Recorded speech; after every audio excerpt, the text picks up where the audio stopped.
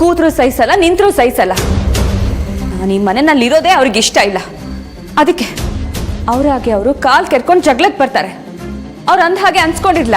ನಮ್ಮ ಪರಿಸ್ಥಿತಿ ಈಗ ಹಾಗೇ ಇದೆಯಲ್ಲ, ಅವ್ರು ಅಂದಿದ್ದನ್ನ ನಾವೀಗ ಸಹಿಸ್ಕೋಬೇಕಷ್ಟೆ. ಇಲ್ಲ ರೀ, ನನ್ನಿಂದ ಆಗಲ್ಲ. ನನಗೂ ಸ್ವಾಭಿಮಾನ ಇದೆ, ಆತ್ಮಾಭಿಮಾನ ಇದೆ. ಅವ್ರು ಅಂದಾಗೆಲ್ಲ ಅನ್ಸ್ಕೊಂಡ್ರೆ ಈ ಮನೆಯಲ್ಲಿ ಇರೋಕ್ಕಾಗಲ್ಲ. ಅದಕ್ಕೆ ನಾವು ಈ ಮನೇಲಿ ಇರೋದೇ ಬೇಡ. ಭವಾನಿ, ತಲೆಗಿಲೆ ಕೆಟ್ಟಿದ್ದೀಯ ನಿನಗೆ? ಏನು ಮಾತಾಡ್ತಿದ್ದೀಯ ನೀನು? ಹೌದು ರೀ, ನಾವು ಈ ಮನೆಯಲ್ಲಿ ಇರೋದೇ ಬೇಡ. ಈ ಮನೆಯಿಂದ ಹೊರಟು ಹೋಗೋಣ. ಅತ್ತೆ ಮಾವ ಈಗ ಮನೆಯಲ್ಲಿಲ್ಲ. ನಾವಿಂಥ ಟೈಮಲ್ಲಿ ಮನೆ ಬಿಟ್ಟು ಹೋದ್ರೆ ಈ ವಿಷಯನ ಮನೆಯಲ್ಲಿ ಯಾರಾದ್ರೂ ಅವ್ರಿಗೆ ತಿಳಿಸಲ್ವಾ? ಅವ್ರ ಮನಸ್ಸಿಗೆ ಎಷ್ಟು ನೋವಾಗುತ್ತೆ ಹೇಳು. ಅಯ್ಯೋ, ನಾನಿಲ್ಲಿ ನೊಂದ್ಕೊಳ್ಳೋದೆ ಯಾರಿಗೆ ಹೇಳಿ? ನನ್ನ ಸಂತಾನ ಇಲ್ಲಿ ಯಾರು ಅರ್ಥ ಮಾಡ್ಕೊಳ್ಳೋರೇ ಇಲ್ವಾ? ನಾನಿದ್ದೀನಲ್ವಾ? ಅದಕ್ಕೆ ನಿಮ್ಗೆ ಹೇಳ್ತಾ ಇದ್ದೀನಿ, ನಾವು ಈ ಮನೆಯಲ್ಲಿ ಇರೋದೇ ಬೇಡ. ಇಲ್ಲಿಂದ ಹೊರಟು ಹೋಗೋಣ. ಹಾಗಾದ್ರೆ ನೀನು ನಿರ್ಧಾರ ಮಾಡಿಬಿಟ್ಟಿದ್ಯಾ ಅನ್ನು? ಹೌದು. ಸರಿ. ಪ್ರೀತಿಸೋ ಮಗಳನ್ನ ದೂರ ಮಾಡ್ಕೋತಾ ಇದ್ದೀರಾ. ಬದುಕಿದ್ದಾಗ ನಿಮ್ಮ ಪ್ರೀತಿನೇ ಅರ್ಥ ಮಾಡ್ಕೊಳ್ತಾ ಇರೋ ಮಗನ್ನ ಹತ್ರ ಮಾಡ್ಕೋತಾ ಇದ್ದೀರ. ನಿಮ್ಮನ್ನ ಹೆದರ್ಸಿ ಬೆದರ್ಸಿ ಪ್ರೀತಿ ಪಡ್ಕೋತಾ ಇರೋ ಮಗನ್ನ ಬೇಕು ಅಂತೀರಾ. ನಿಮ್ಮನ್ನೇ ಸರ್ವಸ್ವ ಅನ್ಕೊಂಡಿರೋ ಚೈತ್ರ ಪುಟ್ಟನ ಬೇಡ ಅಂತ ಇದ್ದೀರಾ. ನಿಮ್ ಹಿಂದೆನೆ 3 ಹೊತ್ತು ಅಮ್ಮ ಅಮ್ಮ ಅಂತ ಸುಳಿದಾಡೋ ಆ ಕಂದನ್ನ ದೂರ ಮಾಡ್ತಾ ಇದ್ದೀರಾ. ಯಾವ ನ್ಯಾಯ ಅಮ್ಮವ್ರೆ ಇದು? ಚೈತ್ರಂಗೆ ದ್ರೋಹ ಬಗಿತಾ ಇದ್ದೀರಾ. ಆ ಕಂದಮ್ಮನಿಗೆ ಸಿಗ್ಬೇಕಾಗಿರೋ ಪ್ರೀತಿನ ಸುಟ್ಟಾಕ್ತಾ ಇದ್ದೀರಾ. ನ್ಯಾಯ ಅಲ್ಲ ಮೋರೆ, ಇದು ನ್ಯಾಯ ಅಲ್ಲ. ಇಷ್ಟೇನ ಮಾತಂಗಿ ನೀನ್ ನನ್ನನ್ನು ಅರ್ಥ ಮಾಡ್ಕೊಂಡಿರೋದು? ಚೈತ್ರನಿಂದ ದೂರ ಆಗ್ತಿದ್ದೀನಿ ಅನ್ನೋದಕ್ಕೆ ಕಾರಣ ಚೈತ್ರಂಗೆ ಚಿರು ಯಾವ ಅಪಾಯನೂ ಮಾಡದೇ ಇರ್ಲಿ ಅಂತ. ನನಗೆ ಚೈತ್ರನ್ನ ಕಳ್ಕೊಳ್ಳೋದಕ್ಕೂ ಇಷ್ಟ ಇಲ್ಲ, ಚಿರುನ ದೂರ ಮಾಡ್ಕೊಳ್ಳೋದಕ್ಕೂ ಇಷ್ಟ ಇಲ್ಲ. ಚೈತ್ರ ದೂರ ಇದ್ರೆ ಕೊನೆ ಪಕ್ಷ ಅವಳನ್ನ ನೋಡ್ತಾನಾದ್ರೂ ಬದುಕಿರ್ತೀನಿ ಮಾತಂಗಿ ನಾನು. ಆಗ ಚೈತ್ರನೂ ಇರ್ತಾಳೆ, ಚಿರುನೂ ಇರ್ತಾನೆ. ನಾನು ಚೈತ್ರನ್ನ ಉಳಿಸ್ಕೊಳ್ಳೋದಕ್ಕೆ ನೋಡಿದ್ರೆ ಚಿರು ಇರಲ್ಲ. ನನ್ನ ಸಂಕಟನೂ ಅರ್ಥ ಮಾಡ್ಕೊ ಮಾತಂಗಿ, ಅರ್ಥ ಮಾಡ್ಕೊ. ನಿಮ್ಮನ್ನ ಮಾತಲ್ಲಿ ಗೆಲ್ಲಕ್ಕಾಗಲ್ಲ ಅಮ್ಮವ್ರೆ.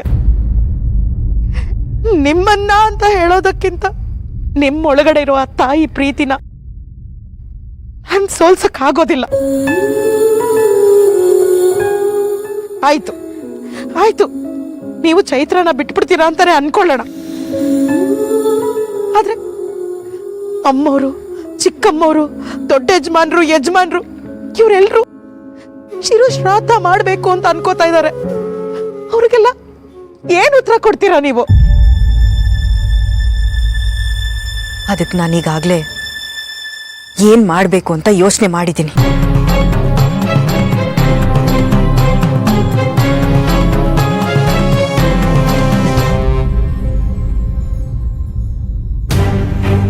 ಅದಕ್ಕೆ ಇದೇನಿದು? ಎಲ್ಲೂ ಹೊರಟ್ರೆ ನೀವು? ಇವತ್ತಿಗೆ ಈ ಮನೆ ಋಣ ತೀರ್ತು ಆರ್ತಿ. ಕೊಟ್ಟೆ ಹೆಣ್ಣು ಕುಲಕ್ ಹೊರಗೆ ಅಂತ ಪದೇ ಪದೇ ಚುಚ್ಚಿ ಮಾತಾಡ್ತಾರಲ್ಲ, ಅದಕ್ಕೆ ಇವತ್ತಿಗೆ ನಾನು ಈ ಕುಲಕ್ ಹೊರಗೆ. ಅದಕ್ಕೆ ಅತ್ತೆ ಹೇಗೆ ಅಂತ ನಿಮ್ಗೆ ಗೊತ್ತಲ್ವಾ? ಈ ತರ ಸಣ್ಣ ಪುಟ್ಟ ಜಗಳಕ್ಕೆಲ್ಲ ಮನ್ಸು ಮುರ್ಕೊಂಡು ಮನೆ ಬಿಟ್ಟು ಹೋಗ್ತೀನಿ ಅಂದ್ರೆ ಹೇಗೆ? ಅಣ್ಣ, ನೀವಾದ್ರೂ ಅದಕ್ಕೆ ಹೇಳಿ. ಆರ್ತಿ, ಯಾರು ಎಷ್ಟು ಹೇಳಿದ್ರು ಅಷ್ಟೇ. ಎಷ್ಟೋ ಸಲ ನನಗೆ ಬೈದಾಗ ನಾನು ಬೈಸ್ಕೊಂಡಿದ್ದೀನಿ, ಚುಚ್ಚು ಮಾತುಗಳನ್ನ ಆಡಿದಾಗ ತಡ್ಕೊಂಡಿದ್ದೀನಿ. ಆದರೆ ನಾನು ಬಂಜೆ, ನನಗೆ ಮಕ್ಕಳಾಗಲ್ಲ ಅಂತ ಹೇಳಿದ್ರೆ ನನ್ನಿಂದ ಸಹಿಸ್ಕೊಂಡಿರೋಕ್ಕಾಗಲ್ಲ. ಅದಕ್ಕಿಂತ ಸಾಯೋದೇ ಮೇಲು. ನಾನಿಲ್ಲಿರಲ್ಲ. ಅಯ್ಯೋ, ಅದಕ್ಕೆ ರಾಣಿ ಅತ್ತೆ ಏನೋ ಕೋಪದಲ್ಲಿ ಹಾಗಂದಿದ್ದಾರೆ. ಹಾಗಂತ ನೀವು ಸಂಬಂಧ ಕಳ್ಕೊಂಡು ಹೊರಟೆ ಬಿಡೋದಾ? ಇಲ್ಲ ಅಕ್ಕ, ನಾನು ಇನ್ನೇನು ಹೋಗೋದಕ್ಕೆ ಬಿಡೋದಿಲ್ಲ. ಇಲ್ಲ ವೇದ, ನನ್ನ ತಡಿಬೇಡ ಪ್ಲೀಸ್. ಅಕ್ಕ ಪ್ಲೀಸ್, ಅಮ್ಮ ಹಾಗೆ ಮಾತಾಡಬಾರ್ದಾಗಿತ್ತು, ನಾನು ಒಪ್ಕೋತೀನಿ. ಹಾಗಂತ ನೀನು ನಮ್ಮೆಲ್ಲರೂ ಬಿಟ್ಟು ಹೋಗ್ತೀಯಾ? ನಾವ್ಯಾರು ನಿಮಗೆ ಬೇಡವಾ? ಹೌದು ಅದಕ್ಕೆ ನಿಮ್ಮನ್ನ ನನ್ನ ಮನೆಯಿಂದ ಆಚೆ ಹೋಗೋದಕ್ಕೆ ಬಿಡಲ್ಲ. ಅಣ್ಣ ನೀವಾದರೂ ಹೇಳಿ. ನಾನೇನು ಮಾತಾಡಲಿ ಆರತಿ? ನನಗೇನಾದರೂ ಅವಮಾನ ಆದರೆ ನಾನು ಸಹಿಸ್ಕೋತೀನಿ. ಆದರೆ ನನ್ನ ಹೆಂಡತಿಗಾದ ಅವಮಾನದ ಬಗ್ಗೆ ನಾನೇನು ಮಾತಾಡಲಿ? ಮಾತಾಡಿದರೆ ಸಂಬಂಧಗಳು ಒಡೆದು ಹೋಗುತ್ತೆ. ಇದರಲ್ಲಿ ನನ್ನನ್ನೇನು ಕೇಳಬೇಡ ಆರತಿ. I am helpless. ಅದಕ್ಕೆ ಪ್ಲೀಸ್ ಅದಕ್ಕೆ ನನ್ನ ಮಾತು ಕೇಳಿ. ನೀವಿದ್ದೀರಾ ಅಂತ ನಾನು ಎಷ್ಟೋ ಧೈರ್ಯವಾಗಿದ್ದೀನಿ. ಈಗ ನೀವು ಹೊರಟೋಗ್ಬಿಟ್ರೆ ನನ್ನ ಅರ್ಧ ಶಕ್ತಿನೇ ಕಳೆದು ಹೋಗುತ್ತೆ. ಅದಕ್ಕೆ ಅಕ್ಕ, ನಾನು ಅಮ್ಮ ಹತ್ರ ಮಾತಾಡ್ತೀನಿ. ಅಮ್ಮ ಇನ್ಮೇಲೆ ನಿನ್ನ ಹತ್ರ ಈ ರೀತಿ ಮಾತಾಡೋದಿಲ್ಲ. ಈಗ ಮಾತಾಡಾಗಿದೆಯಲ್ಲ, ಅದಕ್ಕೇನು ಮಾಡಲಿ? ಈಗ ನೀನು ಈ ಮನೇಲೆ ಇರಬೇಕು ಅಂದರೆ ಏನು ಮಾಡಬೇಕು ಅದನ್ನಾದರೂ ಹೇಳು. ಅವಮಾನ ಮಾಡಿರೋ ನಿಮ್ಮಮ್ಮ ಬಂದು ನನ್ನ ಹತ್ರ ಸಾರಿ ಕೇಳಬೇಕು.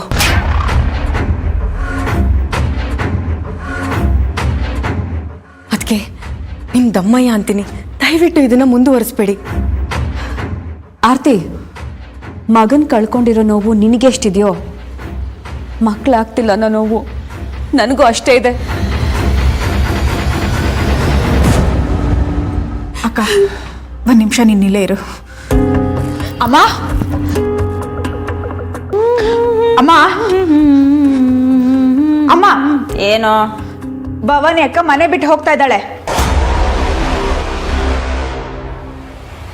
ನೀನು ಹೇಳ್ತಾ ಇರೋದು ನಿಜನೇ? ನೀನು ಹೇಳ್ತಾ ಇರೋದು ನಿಜನಾ?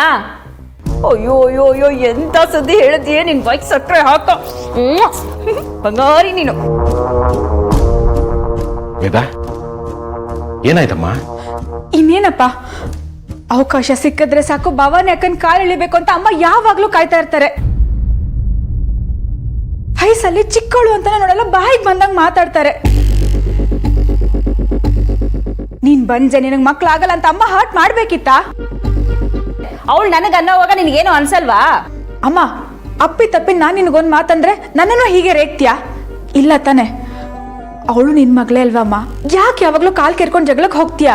ಏಯ್, ನನಗಿರೋದು ಒಬ್ಳೇ ಮಗಳು. ಕಂಡ್ಕೊಂಡವ್ರನ್ನೆಲ್ಲ ಮಗಳು ಅನ್ಕೊಳಕ್ ಆಗಲ್ಲ. ಸಾಕು, ಅಮ್ಮ ಮಗಳು ಜಗಳ ನಿಲ್ಲಿಸ್ತೀರಾ? ವೇದ, ಮೊದಲು ಹೋಗಿ ಭವಾನಿಗೆ ಸ್ವಲ್ಪ ಸಮಾಧಾನವಾಗಿರೋ ಕೇಳು. ದುಡುಕಿ ಯಾವ ನಿರ್ಧಾರವನ್ನು ತಗೊಳ್ಳೋದು ಬೇಡ. ಅಯ್ಯೋ ಅಪ್ಪ, ಮನೆಯವ್ರು ಎಲ್ಲರೂ ತಡೀತಾ ಇದ್ದಾರೆ, ಆದ್ರೆ ಅಕ್ಕ ಬಾವ ಯಾರ ಮಾತು ಕೇಳ್ತಾ ಇಲ್ಲ. ಲಗೇಜ್ ಪ್ಯಾಕ್ ಮಾಡ್ಕೊಂಡು ಹೋಗ್ತಿದಾರಪ್ಪ. ಅಕ್ಕ ಈ ಮನೇಲಿ ಇರಬೇಕು ಅಂದ್ರೆ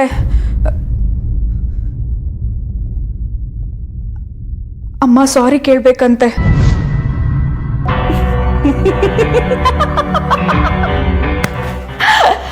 ನಾನು ಸಾರಿ ಕೇಳ್ದೆ ಹೋದ್ರೆ ಅವಳು ಮನೇಲಿ ಇರಲ್ವಂತ? ಹೋಗ್ಲಿ ಬಿಡು ವೇದ. ನಾನು ಅವಳು ಮನೆ ಬಿಟ್ಟು ಹೋಗ್ಲಿ ಅಂತ ನೀನ್ ಕುಲಕ್ ಹೊರಗ್ನವಳು ಅಂತ ಹೇಳ್ತಾನೆ ಇದ್ದೆ. ಆದ್ರೂ ಅವಳು ಮನೆ ಬಿಟ್ಟು ಹೋಗ್ತಿರ್ಲಿಲ್ಲ. ಆದ್ರೆ ಈಗ ಮನೆ ಬಿಟ್ಟು ಹೋಗ್ತಿದ್ದಾಳಲ್ಲ, ಹೋಗ್ಲಿ ಬಿಡು. ರಾಣಿ, ನೀನ್ ಬಂದು ಕ್ಷಮೆ ಕೇಳೋದೇನು ಬೇಕಾಗಿಲ್ಲ. ಅದ್ರ ಅವಶ್ಯಕತೆನೂ ಇಲ್ಲ. ಆ ಮಗುಗೆ ಸ್ವಲ್ಪ ಸಮಾಧಾನವಾಗಿ ಏನಾದ್ರೂ ಹೇಳು. ನನಗಿನ್ನೂ ಹೊಚ್ಚಿಡ್ದಿಲ್ಲ. ಶಾಸ್ತ್ರೋಕ್ತವಾಗಿ ಅರ್ಶನ, ಕುಂಕುಮ, ಬಳೆ, ಸೀರೆ ಎಲ್ಲ ಕೊಟ್ಟು ಅವಳು ಉಡಿ ತುಂಬಿ ನಗ್ನಗ್ತಾ ಅವಳನ್ನ ಮನೆಯಿಂದ ಆಚೆ ಕಳಿಸ್ಕೊಡು ಅಂದ್ರೆ ಖುಷಿಯಾಗಿ ಆ ಕೆಲಸ ಮಾಡ್ತೀನಿ. ಇವಳು ಕೇಳೋದ್ರಲ್ಲಿ ಅರ್ಥನೇ ಇಲ್ಲ. ನಡಿ ಮಗಳೇ, ನಾವು ಹೋಗೋಣ, ನಡಿ. ಇನ್ನೊಂದು ಹೆಜ್ಜೆ ಮುಂದೆ ಇಟ್ರು ನಾನ್ ಸುಮ್ನಿರಲ್ಲ. ಏಯ್, ಅಣ್ಣ ಈ ಮನೆ ಜವಾಬ್ದಾರಿನ ನನಗೆ ವಹಿಸಿ ಹೋಗಿದ್ದಾನೆ. ಅವನು ಹೋಗೋವಾಗ ಈ ಮನೆ ಒಗ್ಗಟ್ಟು ಹೇಗಿತ್ತೋ ಬಂದ ಮೇಲೂ ಕೂಡ ಹಾಗೆ ಇರಬೇಕು.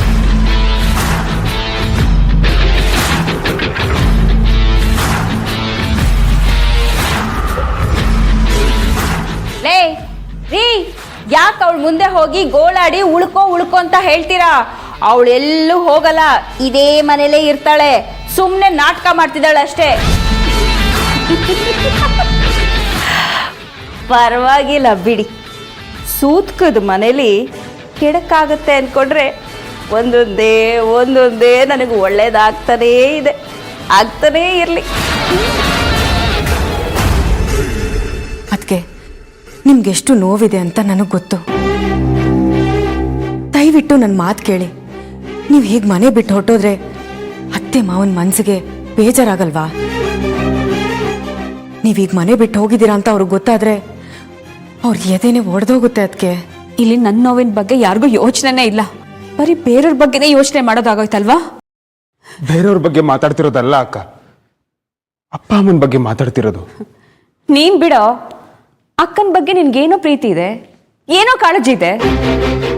ಇಷ್ಟು ದಿನ ಈ ಮನೆಯಲ್ಲಿ ಚಿಕ್ಕಮ್ಮ ನನ್ನ ಬಗ್ಗೆ ಅಷ್ಟೆಲ್ಲ ಮಾತಾಡ್ತಿದ್ರು, ಒಂದಿನಾದ್ರೂ ನನ್ನ ಪರ ವಹಿಸ್ಕೊಂಡು ಒಂದ್ ಮಾತಾದ್ರೂ ಆಡ್ದ್ಯಾ? ಭವಾನಿ,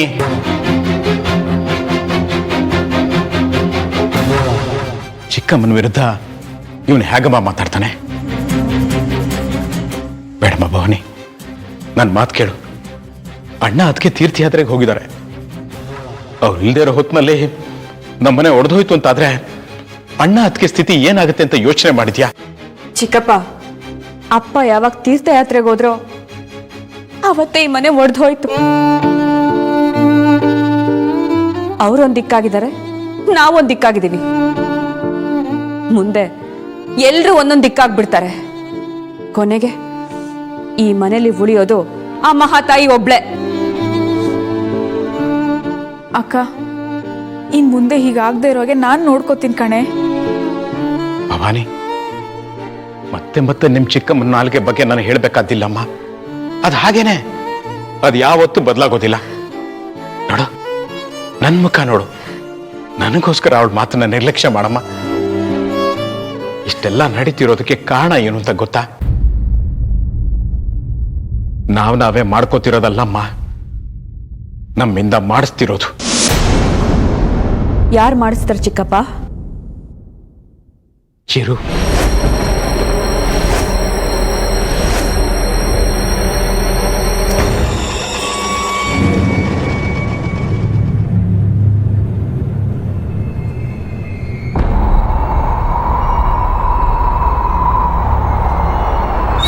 ಚಿರುಗೆ ಶ್ರಾದ್ದ ಕಾರ್ಯ ಮಾಡಬೇಕು ಅಂತ ಗುರುಗಳು ಹೇಳಿರ್ಲಿಲ್ವಾ?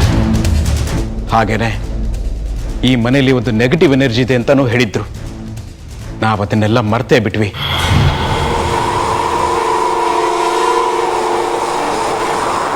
ಶ್ರಾದ್ದ ಕಾರ್ಯ ಮಾಡಿ ಮುಗಿಸೋವರೆಗೂ ಈ ಮನೆಯಲ್ಲಿ ನೆಮ್ಮದಿ ಇರೋಲ್ಲ. ಮೊದಲು ಅದನ್ನ ಮಾಡಿ ಮುಗಿಸೋಣ.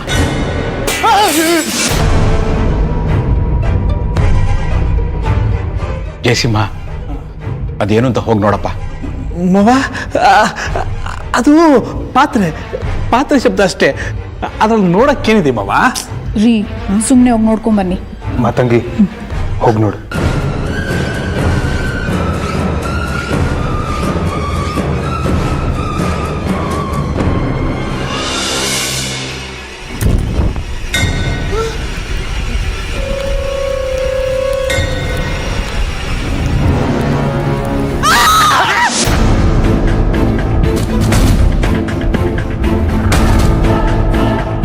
ಮಾತಂಗಿ, ಮಾತಂಗಿ, ಏನಾಯ್ತು?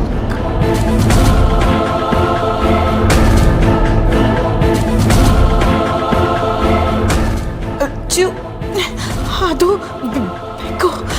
ಬೆಕ್ಕು ಪಾತ್ರೆಗಳನ್ನೆಲ್ಲ ಬೆಳೆಸ್ತು, ಓಡ್ಸಕ್ಕೆ ಅಂತ ಹೋದೆ, ಅದು ನನ್ನ ಮೇಲೆ ಹೊರತು. ಬೆಕ್ಕಿಗೆ ಇಷ್ಟೊಂದು ಹೆದರ್ಕೋತಾರ? ಏನೋ ಆತಂಗಿ ನೀನು.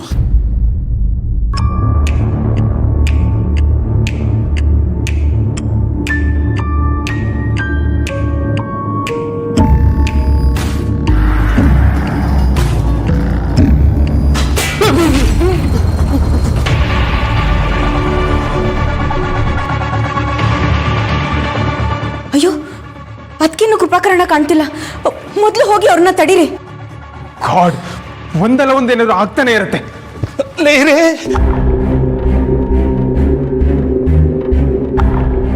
ಮಾತಂಗಿ, ನಿಜವಾಗ್ಲೂ ಬೆಕ್ಕೇನಾ?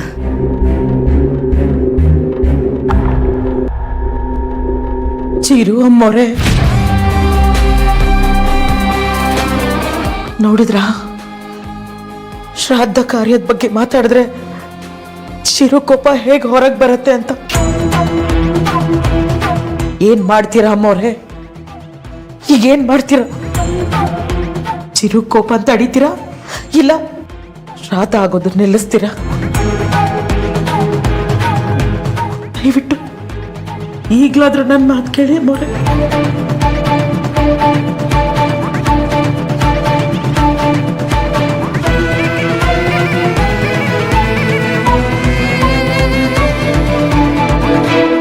ಭವಾನಿ,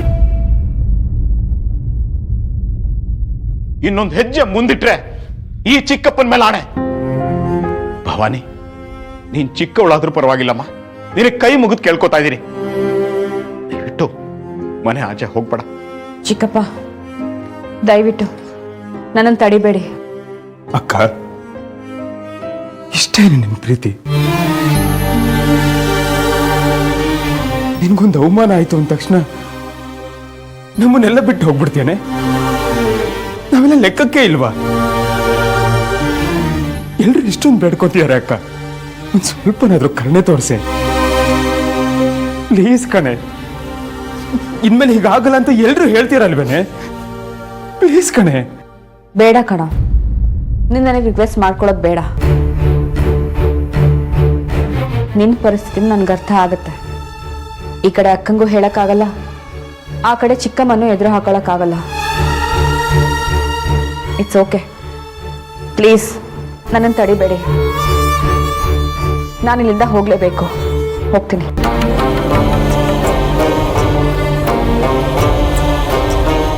ಬ್ರದರು, ನೀನ್ ಇಲ್ದೆ ನಾನು ಹೇಗಿರ್ಲಿ ಬ್ರದರ್? ಪ್ಲೀಸ್ ಹೋಗ್ಬಿಡಿ.